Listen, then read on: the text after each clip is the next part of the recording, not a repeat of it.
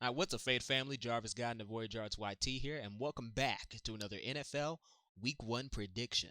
Today we're going to be predicting Sunday's game between the Dallas Cowboys and the New York Giants. Now, right off the bat, we have an interdivisional game between the Cowboys, who are second place in the division, and the New York Giants, who are third place in the division in terms of their win-loss ratios. Now, for a bit of context, last season, Dallas went 12-5, mostly due to some very painful losses that I got to watch on live TV.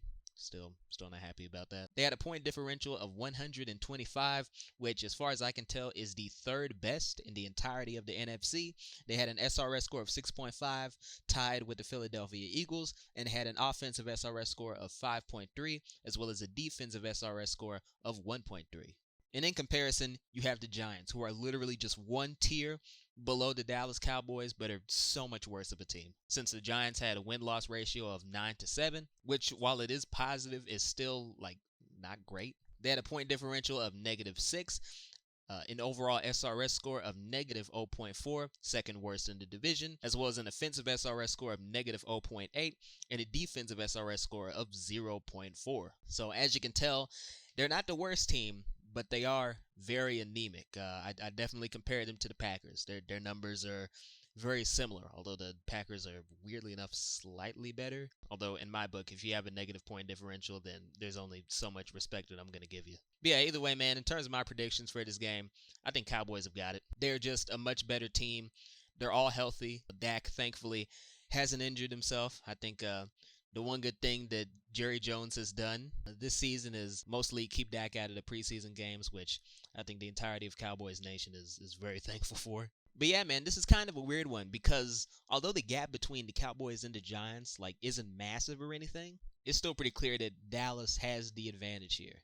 I mean, if we hadn't gone through our typical Cowboys ritual of starting off the game great, getting too cocky, getting our heads out of the game, and then in the very last minutes of the very last quarter, fighting like hell to try to gain the lead back, which is mathematically impossible at that point, then we would have absolutely been at the top of the NFC East. But that's not the case. I can't speak on what exactly caused the Giants to be so anemic last year, but based on these stats, it's pretty clear that Dallas is going to win. I mean, we're talking about what, like a 5 or 6 point difference in terms of their overall SRS? That's like entirely different leagues of team.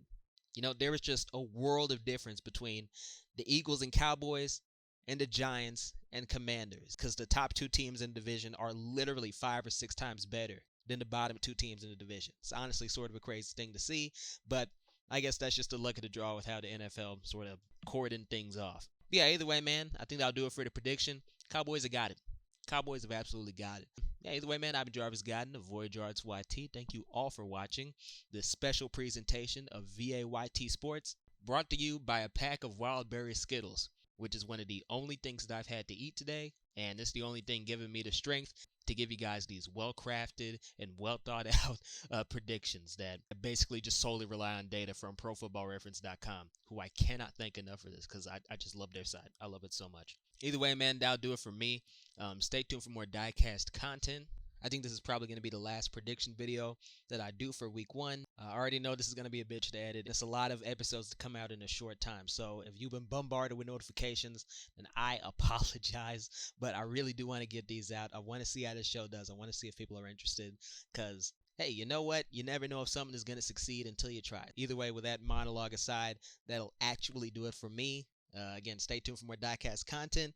Take care of yourselves. Good night. Go with God. And as always, keep on having fun.